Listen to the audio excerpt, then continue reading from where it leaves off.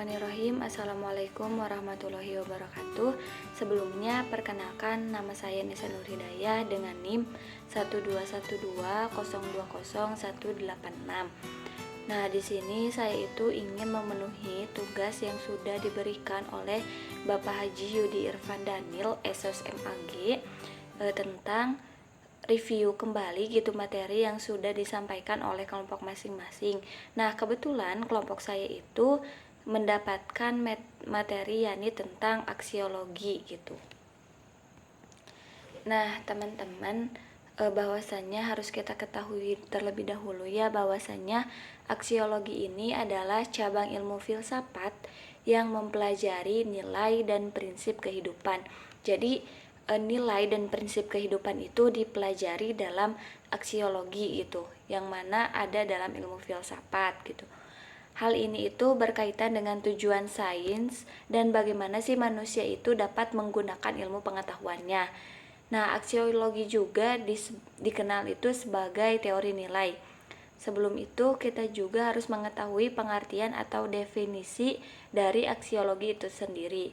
Bahwasanya aksiologi ini mempunyai pengertian atau definisi, yakni ilmu yang mempelajari nilai dan prinsip hidup dari sudut pandang filsafat, yang mana juga mempunyai aspek di dalamnya, yakni ada aksiologi. Di dalam aspek aksiologi juga ada yang disebut dengan ontologis, epistemologis, dan aksiologis.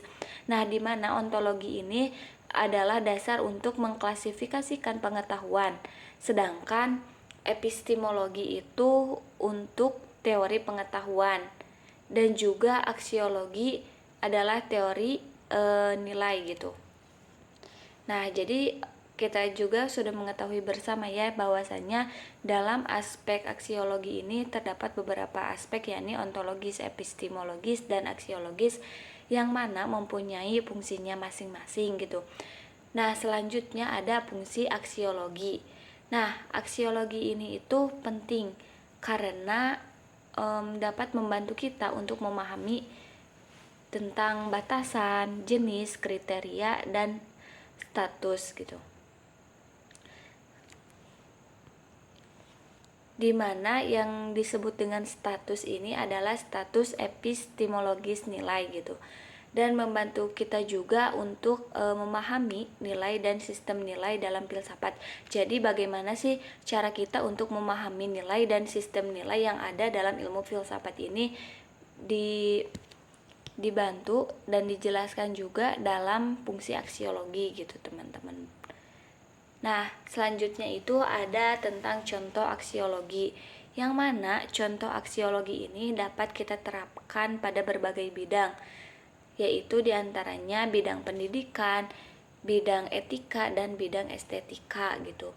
Terus apa sih contoh-contoh yang ada dalam bidang pendidikan, etika, dan estetika ini? Nah, di dalam bidang pendidikan sendiri itu, aksiologi itu berkaitan dengan nilai pengetahuan dan kegunaan dari nilai pengetahuan itu sendiri. Yang kedua ada dalam etika aksiologi, yang mana dalam etika aksiologi ini berkaitan dengan nilai dan prinsip moral yang memandu perilaku manusia. Dan yang terakhir itu ada dalam estetika aksiologi, yang mana dalam estetika aksiologi ini berkaitan dengan nilai keindahan dan nilai seni gitu.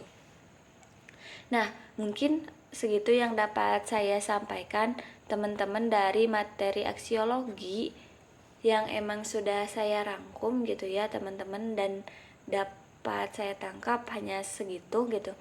Mohon maaf apabila banyak kesalahan. Saya pamit undur diri.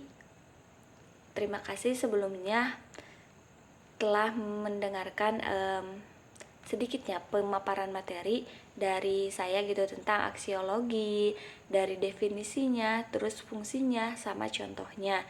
Mohon maaf sekali lagi apabila ada kata-kata yang kurang berkenan. Wassalamualaikum warahmatullahi wabarakatuh.